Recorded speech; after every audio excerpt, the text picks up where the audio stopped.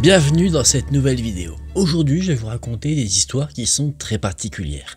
Je vais vous partager des témoignages de personnes qui racontent leur expérience, mais ces personnes, ce sont des policiers, des personnes censées protéger et qui, au cours de leur carrière, ont vécu des choses qui les ont marqués à jamais. Ce sont des histoires qui personnellement m'ont beaucoup choqué. Alors attention, vraiment je tiens à le préciser, je l'ai déjà fait en mettant un petit texte avant, mais je leur dis au cas où. Ce sont des histoires qui peuvent vraiment choquer. Donc si vous êtes du style sensible, je vous conseille de quitter la vidéo. Vraiment dans ces histoires, il y a des sujets abordés qui peuvent choquer. Et d'ailleurs c'est pas qui peuvent, c'est qui vont choquer. J'espère que la vidéo vous plaira. Si c'est le cas, vous pouvez laisser un j'aime, vous abonner à la chaîne. Vous pouvez aussi me rejoindre sur Instagram AkenTV si vous souhaitez suivre un peu l'aventure YouTube hors de YouTube. Et si maintenant vous êtes prêts, bien installés et surtout bien préparés, on peut se plonger ensemble dans nos différentes histoires.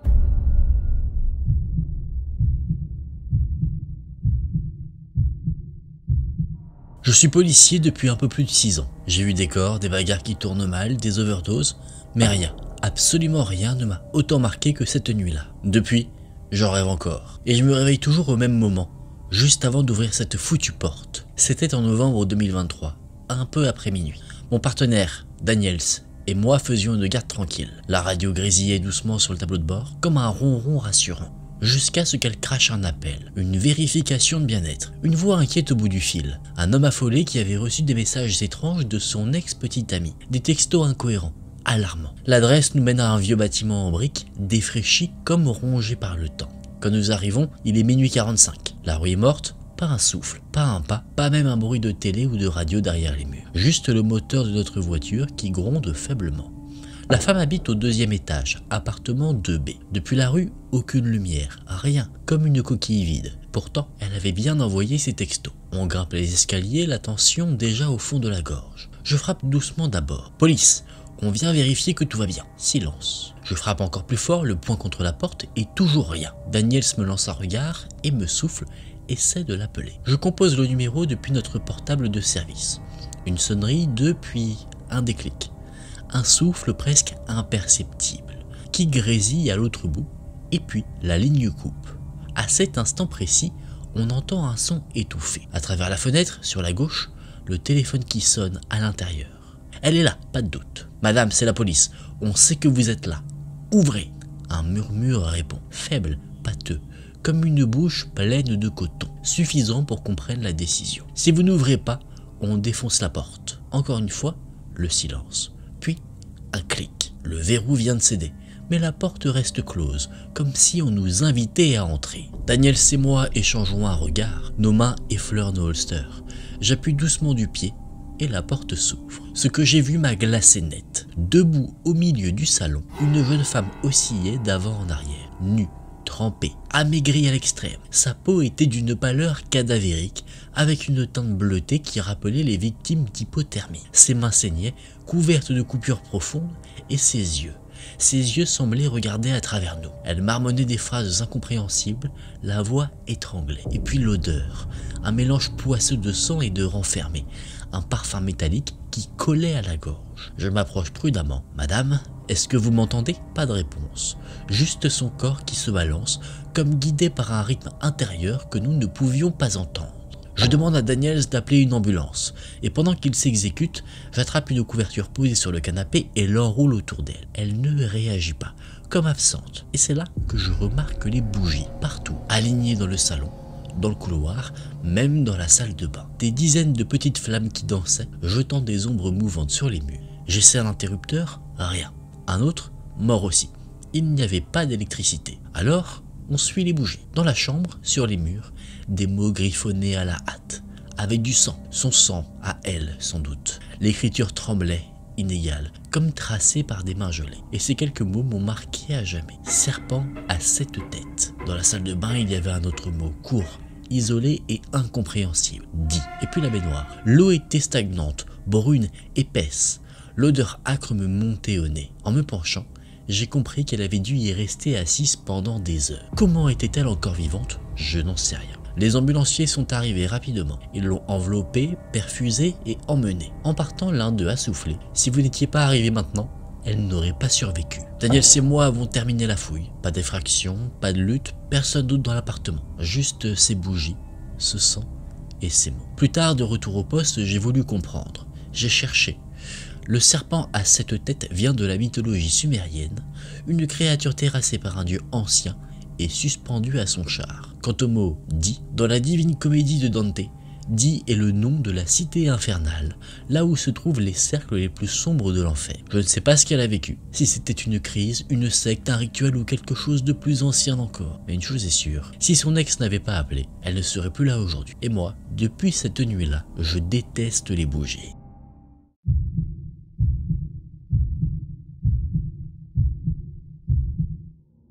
Pendant près de 2 ans, j'ai vécu une vie qui n'était pas la mienne, sous couverture. Mon rôle, infiltrer un réseau de narcotrafiquants dans le nord-ouest Pacifique. Ces types faisaient entrer de l'héroïne et de la méthamphétamine médicale depuis l'Asie du Sud-Est. C'était un système parfaitement huilé. Des routes maritimes, des conteneurs, des intermédiaires et des pots de vin jusqu'au plus haut niveau. Mon boulot, ce n'était pas de les arrêter tous. Mon boulot, c'était de devenir l'un des leurs, gagner leur confiance, remonter la chaîne et les faire tomber de l'intérieur. Au début, on a attaqué leurs finances, on frappait leurs collecteurs, on interceptait leurs livraisons. Le but, les pousser à commettre des erreurs. Un réseau sous pression finit toujours par se fissurer. Mais ces gars, ce n'étaient pas des amateurs, c'étaient des paranoïaques professionnels. Et quand les arrestations ont commencé à tomber, trop parfaites pour être des coïncidences, ils ont flairé la taupe. Et là, tout a changé. Ils ont commencé à tester les membres, ce qu'ils appellent des épreuves de pureté. Chaque geste, chaque mot, chaque regard, tout était observé. La moindre erreur et tu disparaissais. Je m'étais toujours dit que ce métier, c'était comme résoudre une équation. Si X plus Y égale confiance, alors je rentre chez moi vivant. Ne pas réfléchir, ne pas douter, jouer le rôle. Jusqu'au soir où tout a basculé. Leur chef de la sécurité, un type qu'on appelait Rip, a pris les commandes. Tout le monde le craignait. C'était lui qui réglait les problèmes. L'homme qui effaçait les témoins, celui qui faisait disparaître les corps. Et Rip avait reçu une mission, trouver la taupe. Un par un, les membres suspects disparaissaient. Parfois on retrouvait des morceaux, parfois rien du tout. Puis un soir, c'est tombé sur moi. Ils m'ont dit qu'on devait vérifier mes antécédents. Je savais ce que ça voulait dire. L'entrepôt où ils m'ont emmené, je m'en souviens encore. Pas d'odeur, pas de son, juste une pièce froide. Et au milieu, une chaise. On m'a attaché, poignet, cheville, torse. Rip est entré, et il tenait dans sa main un taser. La première décharge m'a soulevé de la chaise. L'eau qu'il m'avait versée dessus amplifiait tout. Mon corps hurlait. Mon cœur cognait comme une enclume. J'attendais les questions, mais Rip n'a rien demandé. Il a juste sorti une photo de la poche intérieure de sa veste. La photo de ma mère. Mon sang s'est glacé. Il m'a dit d'une voix calme, presque posée. Si t'es la taupe, on te tue vite. Et elle, on la laisse tranquille. Il a marqué une pause, son regard planté dans le mien. Mais si tu continues à mentir, je te ferai regarder chaque seconde de ce qu'on lui fera avant de t'infliger la même chose. J'aurais voulu paraître fort, mais la peur, je n'avais pas besoin de la jouer. Elle me consumait déjà. Alors j'ai menti encore et encore. J'ai improvisé une histoire, que je ne parlais plus à ma mère, que je donnerais tout pour savoir où elle était. J'ai inventé des rancunes, fabriqué des détails personnels, mis tout ce que j'avais dans ce mensonge. Et ça a marché. Rip a rangé la photo. Il s'est approché de moi et a murmuré « Si jamais on découvre que c'est toi, tu sais ce qui arrivera, à toi et à elle. » Puis, ils m'ont détaché. Ils m'ont relâché. Je me souviens être rentré au quartier général, trempé de sueur, incapable de parler. Je voulais tout arrêter. Mais mes supérieurs m'ont assuré que ma mère avait été placée sous protection. Je n'ai pas dormi pendant des semaines. Chaque nuit, je faisais le même cauchemar. Rip, assis devant moi, me montrant une vidéo où elle souffrait. 6 mois plus tard, l'opération s'est terminée. On avait arrêté plus de 60% de l'organisation. C'est ce jour-là que j'ai appris la vérité. Il y avait un autre infiltré. Pas dans mon équipe, pas dans ma hiérarchie. Un indicateur du FBI. C'était lui, le bras droit de Rip. C'était lui la taupe principale. Et c'est lui qui avait donné ma photo à Rip. Tout était mis en scène. Rip ne m'aurait jamais touché. Il savait que ça renforcerait ma couverture. Il savait que ça me pousserait à aller plus loin. Il savait que je prendrais plus de risques. J'étais un pion, rien de plus. Aujourd'hui, je bosse dans les crimes financiers à Tacoma. Un travail calme, des horaires fixes. Je dirige ma propre équipe. Mais parfois la nuit, quand le silence est trop lourd, je revois la photo. Je sens à nouveau ce goût métallique dans la bouche. Je revois Rip, ses yeux froids. Le FBI l'a laissé filer. Alors, je sais qu'il est encore dehors. Tu commences ce métier avec l'idée que tu vas changer les choses et un jour, tu réalises. Tu n'es qu'un figurant, un pion dans un jeu qui ne finit jamais. Un film qui continue jusqu'à ce qu'il ne reste plus personne pour le regarder.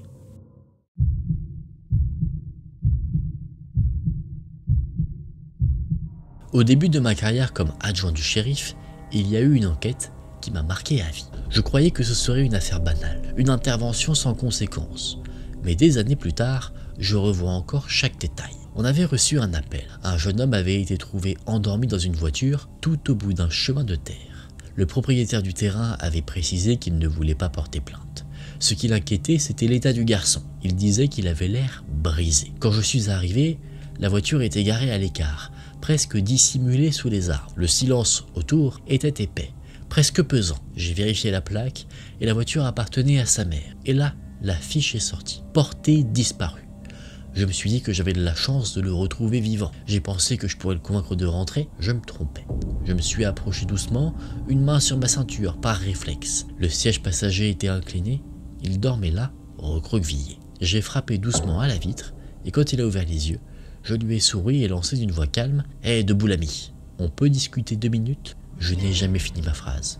Son visage s'est figé, ses yeux se sont écarquillés à un point presque inhumain, comme s'ils allaient sortir de leurs orbites. Sa peau est devenue livide et j'ai vu le canon, un pistolet.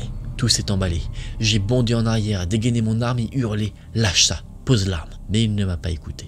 Avant même que j'aie le temps de réaliser, il a levé le bras, il a retourné l'arme contre lui, au niveau de son visage et il a tiré.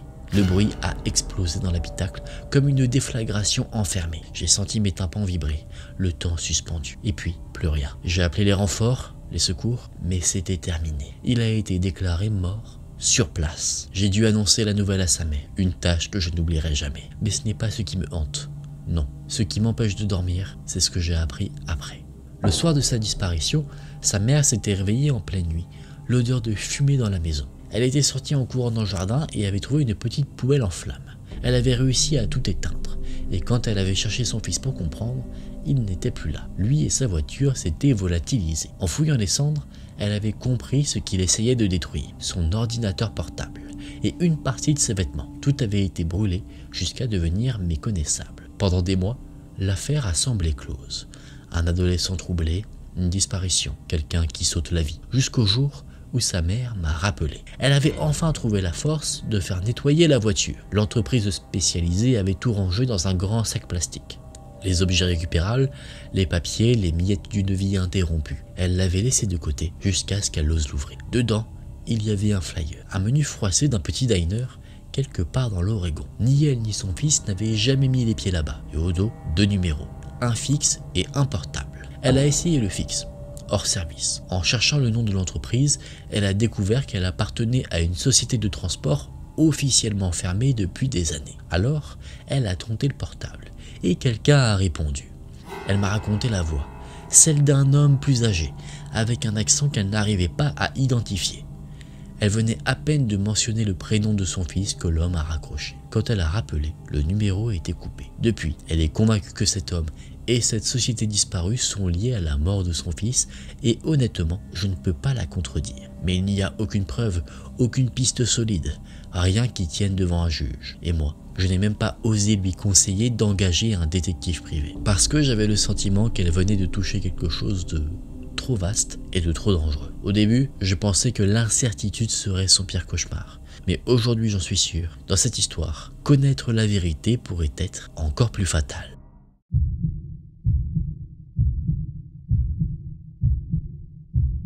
Si je devais choisir l'appel le plus étrange de toute ma carrière, je crois que ce serait celui-là. Un simple signalement pour violence domestique. Une femme blessée. Son mari aussi apparemment. Elle avait précisé au téléphone, le pire est passé. Elle voulait juste qu'on vienne pour le chercher. Mon partenaire et moi avons été envoyés sur place. Rien qui sorte de l'ordinaire. Quand on pense à ce genre d'intervention, on imagine toujours la même scène. Un couple qui crie, des assiettes qui volent, quelques bleus, un rapport à remplir. Mais la vérité, c'est qu'on ne sait jamais vraiment sur quoi on tombe. En arrivant, la maison était calme, trop calme. La femme, d'une 50aine d'années, nous attendait sur le perron, assise, un sac de petits pois congelés contre la lèvre. Pas un mot plus haut que l'autre. Son visage portait les marques d'une dispute violente, mais son regard était étonnamment apaisé. Je me suis présenté et j'ai demandé où se trouvait son mari. Elle a simplement répondu « Plus maintenant ». Sur le moment, j'ai cru qu'il avait fui. Ça arrive souvent. L'agresseur prend la fuite quand la police est appelée. Alors je me suis détendu. Je lui ai demandé s'il risquait de revenir et elle a secoué la tête en disant, de manière très sereine, « Non, je ne crois pas. » Son calme nous a mis en confiance. On l'a suivi à l'intérieur pour recueillir sa déposition. Elle nous a offert quelque chose à boire, on a refusé. Assis dans le salon, on a commencé à poser les questions habituelles. Est-ce que c'était la première fois qu'il la frappait? Est-ce qu'elle craignait pour sa vie? Est-ce qu'elle savait où il était allé? Tout au long de l'entretien, un détail m'a frappé. Elle avait l'air paisible, pas choquée, pas effondrée. Comme si un poids immense venait de quitter ses épaules. Je me suis dit que ça arrivait, parfois. Certaines victimes trouvent une forme de sérénité après avoir décidé de dire stop. J'étais persuadé que c'était ça. Je me trompais. Quand je lui ai demandé si elle savait où se trouvait son mari, son expression a changé. Son regard s'est légèrement détourné.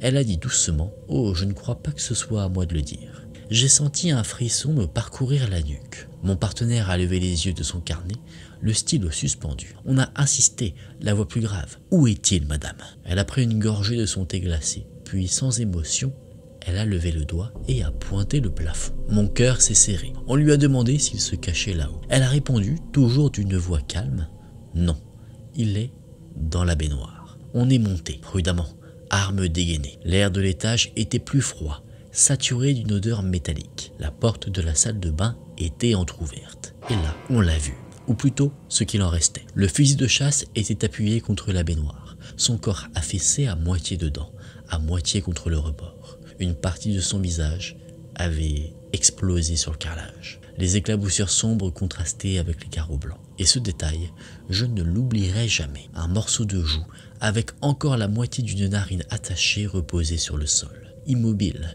comme si ça nous fixait. J'ai senti ma gorge se nouer. Dans ces moments-là, tu réalises brutalement ce que nous sommes tous, au fond. Des sacs fragiles de chair et d'os. En redescendant, la femme nous attendait. Son expression n'avait pas changé. Elle a dit simplement « Vous n'avez pas besoin de vous inquiéter. Je sais que je vais passer le reste de ma vie en prison. Je suis prête. » Elle nous a tout avoué. Une confession complète.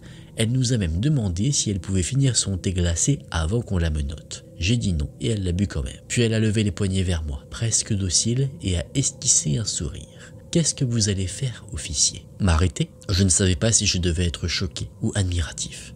La suite m'a laissé perplexe. Je pensais qu'elle passerait le reste de sa vie derrière les barreaux. Mais son avocat a plaidé le syndrome de la femme battue. Les dossiers étaient accablants. Des années d'appels d'urgence, des preuves d'abus en Floride comme en Alabama. Et elle a été acquittée. L'État l'a même indemnisée pour détention abusive. Je n'ai jamais su ce qu'elle est devenue. On raconte qu'elle est partie vivre loin, chez des parents. Peut-être qu'elle a trouvé la paix. Je sais ce que ça fait d'ôter une vie. Ce poids-là, je le porte aussi. On se demande toujours si on aurait pu agir autrement. Si Dieu nous pardonnera. Mais pour elle, j'ai la certitude qu'elle dort très bien aujourd'hui. Après tout, l'enfer n'a pas de fureur comparable à celle d'une femme trahie.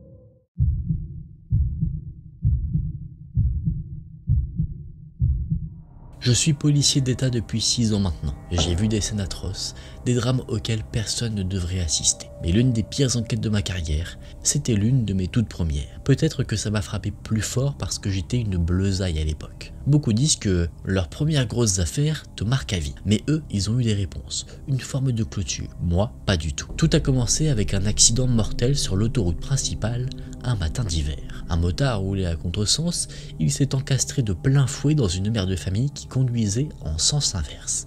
L'impact les a tous les deux pulvérisés. Jusque-là, rien d'exceptionnel. Tragique, mais pas inédit. Pourtant, un détail a tout fait basculer. D'après les premières analyses, la vitesse à l'impact dépassait largement les 180 km/h. Impossible autrement vu l'état des véhicules. C'était comme s'il s'était jeté volontairement contre elle. Une hypothèse insoutenable, mais plausible. Mon supérieur et moi avons reçu l'ordre d'aller annoncer le décès du motard à sa famille. Juste une formalité, une de ces corvées que tu fais avec toute la dignité possible, sans rien révéler des circonstances. Son adresse nous a menés dans un quartier chic. Grande maison, pelouse entretenue, 2 voitures garées dans l'allée. Tout respirait la tranquillité et pourtant, personne n'avait signalé sa disparition. C'est ce qui m'a frappé en premier. Un père de famille qui ne rentre pas et pas un seul appel, pas d'employeur, pas d'amis, pas de proche inquiet, rien. C'était déjà étrange. On sonne, silence, pas un bruit. On refait le tour, fenêtre fermée, volet baissé, puis on tombe sur un portillon latéral non verrouillé. Mon sergent pousse la porte, on arrive sur le porche arrière, vitré, qui donne sur la cuisine. Tout semble normal, sauf un détail. Sur le sol, à côté du frigo, tous les aliments étaient bien rangés. Pas juste quelques-uns, non, tout. Même les bacs et les clés étaient en verre, comme si quelqu'un avait vidé l'intégralité du frigo pour y mettre autre chose. J'ai senti mon estomac se nouer. Mon sergent m'a tiré en arrière, le regard noir, et m'a ordonné d'appeler le dispatch. On avait désormais un motif d'intervention. Il a défoncé la porte, l'air à l'intérieur était glacé, saturé d'une odeur métallique et humide. Et là, on les a trouvés. Sa femme, pliée de manière inhumaine, entassée dans le frigo, et sa petite fille, coincée dans le congélateur. J'ai eu du mal à respirer. Il avait massacré sa famille avant de partir mourir sur cette autoroute. C'était censé être une simple affaire. Un père qui tue, puis se tue. Mais rien de colère. D'abord, l'homme n'avait aucun casier, pas même une amende, aucun antécédent de violence, et quand on a interrogé ses amis, sa famille, ses collègues, tous disaient la même chose. C'était quelqu'un de doux, respecté et aimé. Ensuite, il y avait la moto. Personne ne savait qu'il en possédait une, pas même sa femme. Pas de facture, pas de crédit, pas de retrait suspect, rien dans ses comptes, comme si cette moto n'existait pas. Et le plus étrange, des semaines plus tard, un détective privé engagé par le mari de la femme tuée sur la route a découvert que notre motard connaissait peut-être cette mère de 3 enfants. Des années plus tôt, ils avaient travaillé dans le même immeuble à Manhattan. Coïncidence ? Peut-être, mais ça n'expliquait rien. Pourquoi cacher l'achat d'une moto? Pourquoi tuer sa famille?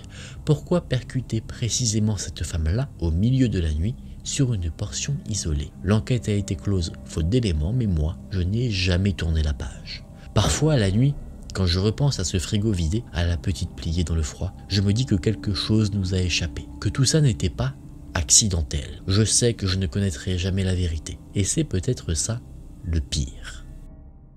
Mesdames et messieurs, félicitations, vous en êtes arrivés à peu près la moitié de la vidéo. Vous avez déjà vécu 5 histoires. 5 histoires qui, déjà je pense, ne vous ont pas laissé de marbre. C'est pour ça que je vous fais une petite pause maintenant si vous voulez aller faire pipi, si vous voulez aller chercher un truc à manger ou juste décompresser un peu, souffler entre les histoires. J'en profite aussi pour vous rappeler que si la vidéo vous plaît, vous pouvez laisser un j'aime et vous abonner à la chaîne, me suivre aussi sur Instagram.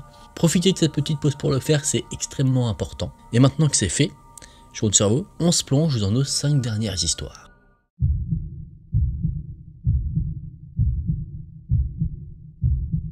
Je travaillais pour le bureau du shérif du comté de Jefferson en Alabama. Un jour, on reçoit un appel. Un type se balade pieds nus, en sous-vêtements, un couteau à la main. Il hurle sur tout le monde, menace quiconque passe devant sa maison.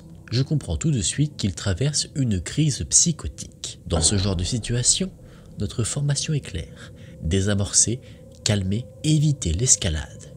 Mais il y a une règle tacite, avec quelqu'un en pleine rupture de réalité.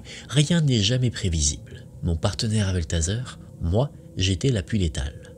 On garde nos distances, on engage le dialogue. Sa voix tremble, passe du hurlement au sanglot en quelques secondes. Il parle de son ex-femme, de son enfant décédé. Il crache des insultes racistes. Il est persuadé que ses voisins veulent le tuer. Il ne nous voit pas vraiment.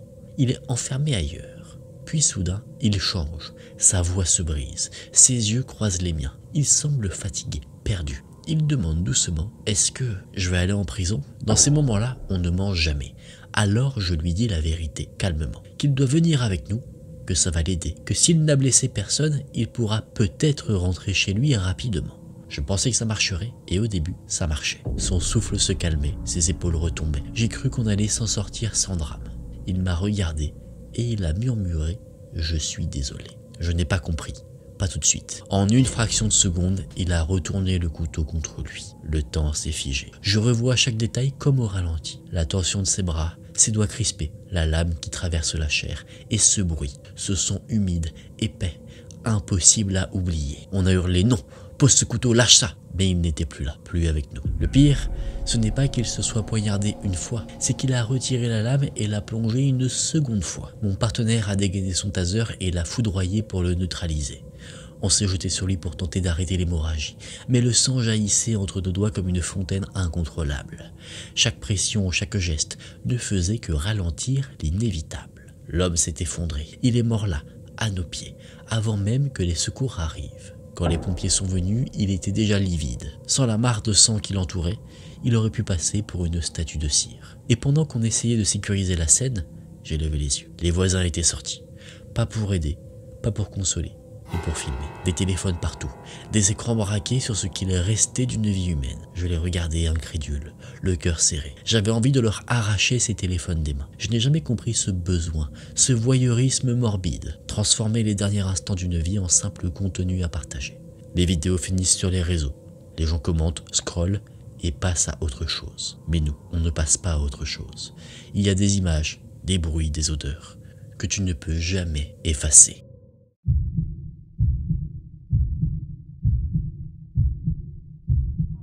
Je porte ce badge depuis 35 ans, assez longtemps pour savoir que les monstres ne se cachent pas seulement dans les ruelles sombres. Parfois, ils portent le même uniforme que toi. Il y a une phrase que j'ai entendue au tout début de ma carrière et que je n'ai jamais oubliée. Une phrase de James Madison.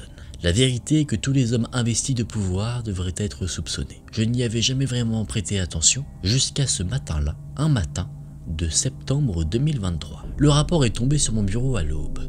2 de mes agents avaient répondu, la veille, à une dispute domestique. Sur place, ils ont trouvé un homme, Oura Rodriguez, 29 ans, gisant au pied d'un arbre. Une balle dans la tête, il respirait encore mais faiblement. À cet instant précis, chaque seconde comptait. Chaque geste pouvait faire la différence entre la vie et la mort. Et pourtant, mes agents ont choisi de le laisser mourir. Je me souviens avoir regardé les images des caméras piétons pour la première fois. Mon estomac s'est noué. Ma mâchoire s'est crispée. J'ai vu un agent se pencher sur le corps et lâcher d'une voix froide « On ferait mieux de ramener cet idiot ». L'autre agent a répondu en riant « Non, je finis dans 30 minutes, on se casse, on repasse plus tard ». Et puis, ils sont montés dans leur voiture et ils sont partis. Ils ont quitté la scène. J'ai senti mes mains trembler quand j'ai vu ça. J'ai pensé que j'avais mal entendu. Alors j'ai rembobiné 3 fois, 4 fois. Toujours les mêmes mots, toujours les mêmes rires. 10 minutes plus tard, ils reviennent. Et là, sur les images, je les vois faire semblant. Ils font semblant de chercher la victime. Comme si c'était la première fois qu'ils arrivaient. Comme si rien ne s'était passé. C'est le 3e agent arrivé entre-temps qui découvre le corps.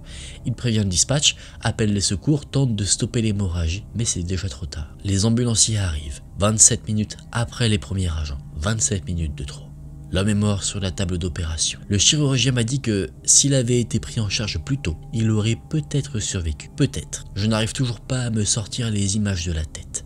Le sang sur l'herbe, les râles d'agonie et les rires de mes 2 agents, qui s'éloignent comme si rien n'avait d'importance. Ils ont été renvoyés, licenciés. Leur badge ne leur sera jamais rendu. Mais ce n'est pas ça qui me hante. Ce qui m'empêche de dormir, c'est ce que cette affaire révèle. Ces 2-là n'étaient pas des monstres, pas au début. Ils n'ont pas rejoint la police pour négliger, pour mépriser la vie. Ils ont changé lentement, insidieusement. Une fissure dans l'âme, élargie au fil des années. À force d'affronter la misère humaine, certains se vident. Ils se déshumanisent sans même s'en rendre compte. Ce n'est pas l'arme, ni le badge qui corrompt un homme. C'est l'exposition permanente au poison qu'il combat. C'est ce qui m'effraie le plus. Je ne peux pas signer ce rapport, je ne peux pas donner mon nom, mais je ne pouvais plus me taire. Nous portons un gilet pare-balles pour le corps et il nous faudrait un Kevlar pour l'esprit. Parce qu'aujourd'hui, ce ne sont pas seulement nos rues qui sont en danger, c'est nous. Et la mémoire de cet homme mérite mieux.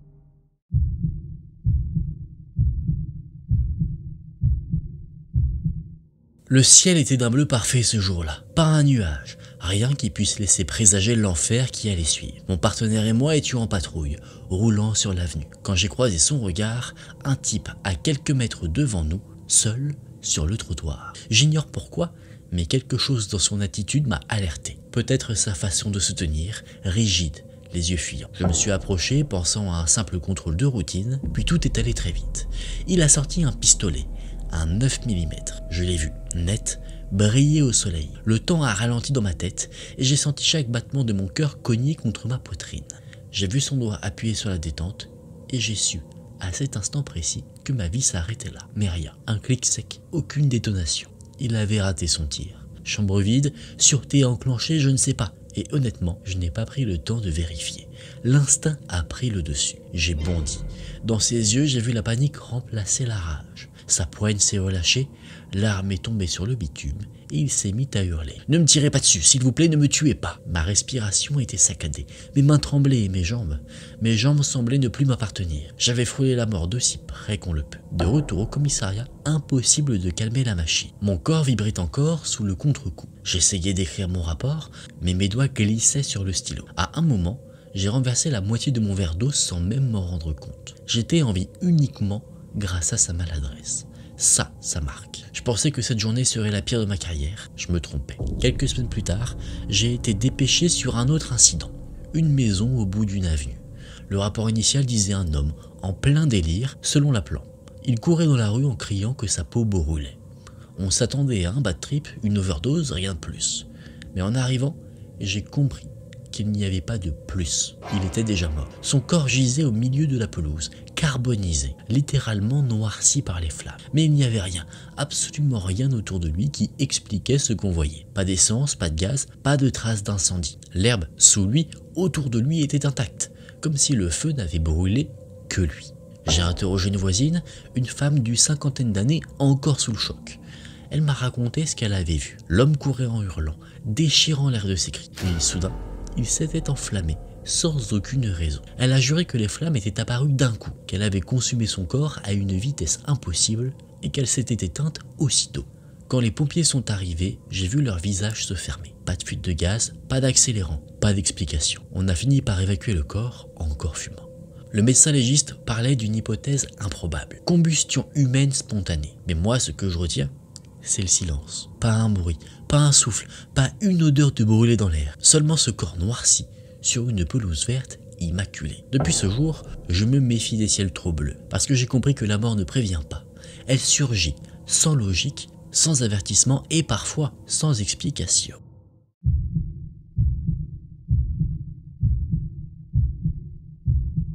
Le désert n'a pas d'odeur avant l'aube, juste ce froid sec qui mord les doigts et le ronron du moteur qui vibre jusque dans les os. Je roulais sur une portion d'autoroute quand la radio a chuchoté un appel banal. Véhicule immobilisé, probable pneu crevé. La fin de service approchait. Encore un coup de main et je pensais, rien qu'un geste humain sur un ruban d'asphalte vide. J'ai trouvé la berline blanche garée sur la bande d'arrêt d'urgence. Feu éteint, silhouette du conducteur un peu en retrait. Je me suis placé derrière, clignotant bleu qui peignait la glissière d'un éclat intermittent. J'ai fait signe à l'homme d'approcher côté passager. On a parlé du pneu de la ville la plus proche. Il avait ce sourire flottant des gens réveillés trop tôt. Je lui ai proposé de le déposer jusqu'à la station.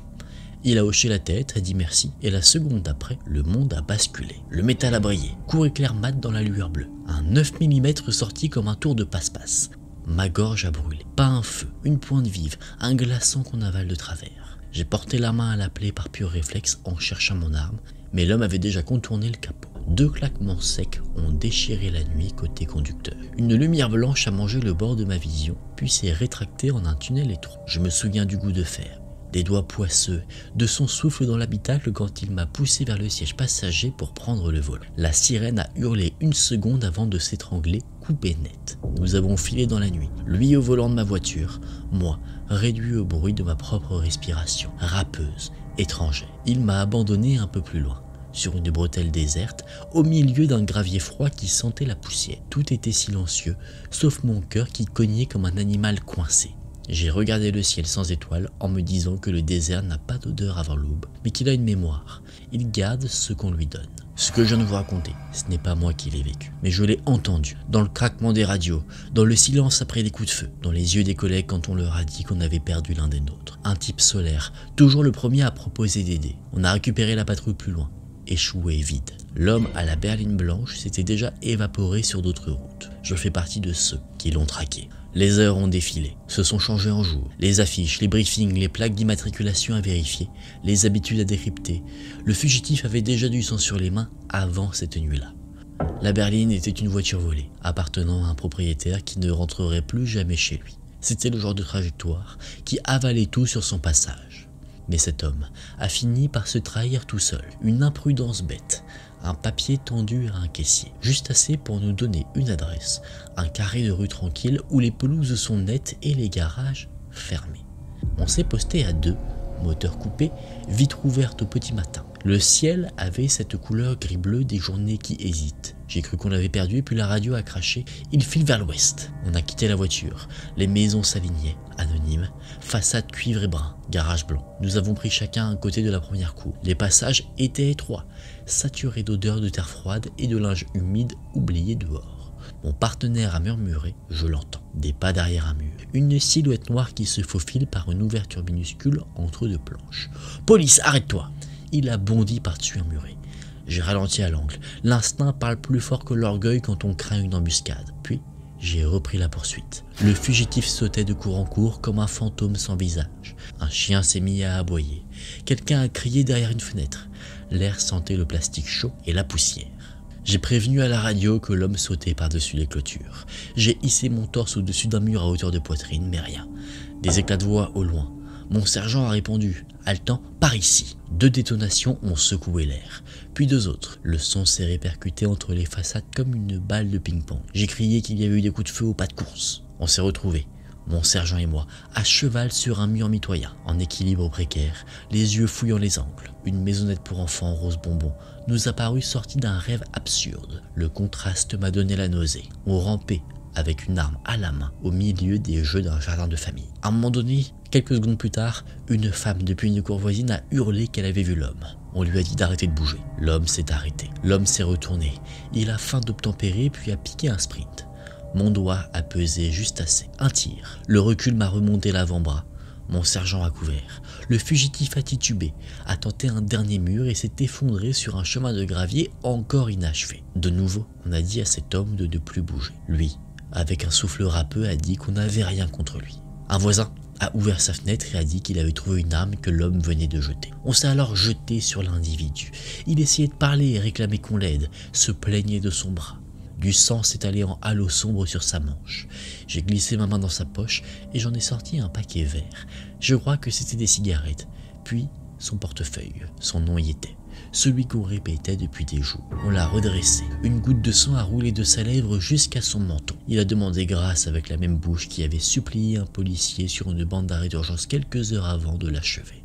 Le monde est plein de murs qu'on saute et de phrases qu'on avale. Les gyrophares ont envahi la rue. Bleu et rouge en cascade. Les civils ont disparu derrière leurs rideaux. Mon sergent a pris la radio pour clore la chasse.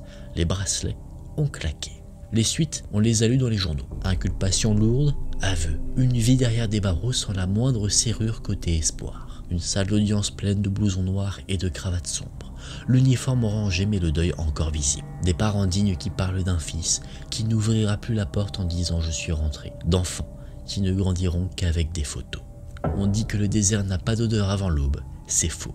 Certains matins, il sent la poussière froide, l'essence qui s'évapore, la sueur et la peur.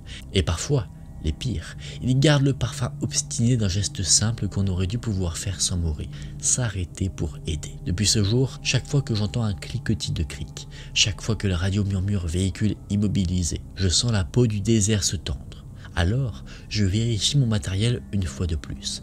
J'inspire par le nez jusqu'à sentir l'air râper mes poumons et je descends de la voiture. Parce que c'est ce que faisait l'agent qu'on a perdu. Parce que la peur ne doit pas gagner. Et parce qu'au bout de la route, quelque part avant l'aube, quelqu'un a vraiment besoin qu'on s'arrête.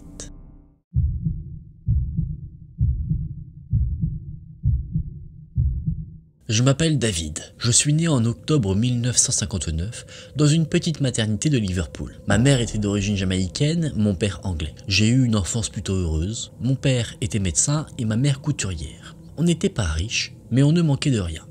Et puis, l'été 1969 est arrivé. Moins d'une semaine après qu'on ait regardé, tous ensemble, l'homme posait le pied sur la lune, ma mère m'a assis à table. Elle m'a dit que papa ne rentrerait pas. Un accident au dock, mort sur le coup. Je n'avais que 10 ans, et ce jour-là, tout a changé. Ma mère n'a jamais vraiment surmonté la perte. Elle a commencé à boire, beaucoup, et les fins de mois sont vite devenues un enfer. On a quitté notre maison pour un appartement bien plus petit, et très tôt, j'ai dû apprendre à me débrouiller seul. Dans les rues de Liverpool à l'époque, les peintres laissaient peu à peu place aux pilules, au ganja, puis à l'héroïne, au crack, à la cocaïne. À Toxteth, là où j'ai grandi, les gangs, qu'on appelait des firms, géraient tout. Si tu voulais t'en sortir, tu devais choisir un camp. Et j'ai fait mon choix. À la fin des années 80, je bossais pour un type qu'on appelait Jabot. Je faisais équipe avec Jimmy, son cousin.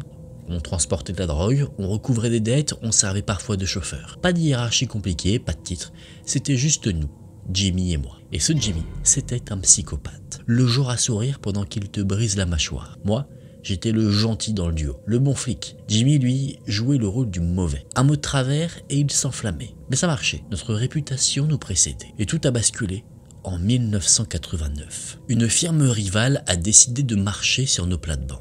Ils ont envoyé leurs dealers sur le territoire de Jabbo et Jimmy les a interceptés. Ça a mal tourné. Il a pulvérisé le visage de l'un d'eux avec la roue avant de son vélo. Depuis ce jour, on l'a surnommé Tireface. On pensait que ça en resterait là. Mais un soir, la réponse est tombée. Une rafale de fusil à pompe dans le salon de Jabbo. Ses deux enfants jouaient sur le tapis et ils ont eu de la chance.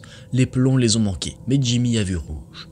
La guerre a été déclarée. Et puis Tireface a frappé. Il a trouvé la sœur de Jabbo, l'a laissée pour morte. Elle a survécu, mais de justesse. Jimmy est là devenu incontrôlable. On a commencé à le traquer. Il avait disparu. Un fantôme. Jusqu'au jour où on a appris qu'il s'était réfugié à Manchester. Jimmy m'a dit d'être prêt pour 14 h pile. On a roulé jusqu'à une petite maison isolée, un joli cottage. Jimmy a forcé l'entrée, mais il n'est pas revenu avec Tireface. Il est revenu avec sa fille, une gamine de 6 ans. Je n'oublierai jamais ses yeux, deux grands yeux pleins de peur. On l'a emmené dans une ferme abandonnée, en plein milieu de nulle part. Le plan au départ, c'était simple, l'utiliser comme levier, obliger Tireface à sortir de sa planque, mais cet après-midi-là, tout a changé. La sœur de Jabbo est morte, infection nosocomiale, décès brutal. Quand Jimmy est revenu, il avait changé. Dans sa main, pas de sac de fish and chips comme promis à la gamine, mais une scie à métaux rouillée. Son visage était couvert de sueur, ses yeux fous, il tremblait. J'ai compris. Avant même qu'il parle, Jabbo avait donné un nouvel ordre. Jimmy devait tuer la gamine. Et pire encore, il devait lui ôter la tête. Je me souviens de ma voix brisée. « Jimmy, qu'est-ce que tu fais ?» Pas de réponse. Il avançait pas après pas, vers l'enfant. La petite était attachée. Elle nous regardait sans comprendre. Je sentais mon cœur battre dans ma gorge. J'avais une arme sur moi. Et pour la première fois depuis le début, je l'ai sortie. Jimmy s'est vigé, dans son regard de l'incompréhension, de la trahison. Et c'est là que je crois qu'il a compris. Je lui ai dit la vérité. J'étais flic, infiltré depuis des années. Jimmy a blêmi. Sa main a tremblé, la scie est tombée au sol. Je lui ai ordonné de partir. Il savait que je n'avais pas le choix. Il savait que tout était fini. Dès qu'il a quitté la ferme, j'ai détaché la petite et je l'ai entraînée dehors. On a couru à travers champs, sans se retourner, jusqu'à trouver une maison où j'ai pu appeler des renforts. Ce jour-là, Tireface a été arrêté. Jacob aussi. Jimmy, lui, a disparu. Je ne l'ai jamais revu. J'ai quitté Liverpool peu après, muté à Londres. J'ai continué ma carrière dans l'infiltration, participé à de grandes affaires, mais jamais rien n'a égalé ce jour-là. Des années plus tard, j'ai lu la déclaration de Tireface lors de son procès. Par la voix de son avocat, il a tenu à remercier le policier infiltré qui avait sauvé la vie de sa fille. Il ne savait pas que c'était moi. Parfois, je retourne à Liverpool, je marche dans les rues où j'ai grandi, et chaque fois, j'entends encore le cliquetis métallique de cette scie rouillée. Et je revois les yeux de cette petite gamine. Je sais que j'ai sauvé une vie ce jour-là, mais j'ai aussi perdu une partie de la mienne. Et voilà, vous êtes arrivés jusqu'au bout. Je vous avais prévenu, les histoires ne sont pas faciles, il y a pas mal de plot twists, et je me dis moi-même que si une de ces histoires m'était arrivée, j'aurais eu à chaque fois plein de raisons de démissionner, et je trouve que les policiers justement qui ont vécu ces histoires, et plein d'autres naturellement, sont très courageux, parce que là on a des histoires extrêmement sordides, mais pour beaucoup c'est aussi leur quotidien. Donc vraiment les policiers ont tout mon respect, certains ont vraiment une force mentale incroyable, et ce qui est fou c'est qu'ici ces histoires, ce n'est pas de la fiction, ce ne sont pas des récits inventés, c'est bien réel, et ça nous amène aussi à nous demander, mais dans quel monde on vit? J'espère en tout cas que vous avez passé un bon moment à mes côtés. Si c'est le cas, je vous laisse mettre un j'aime et vous abonner à la chaîne, me rejoindre aussi sur Instagram. Merci d'avoir regardé la vidéo jusqu'à la fin, moi je vous dis à très vite dans une prochaine vidéo, prenez soin de vous, c'était Aken, salut!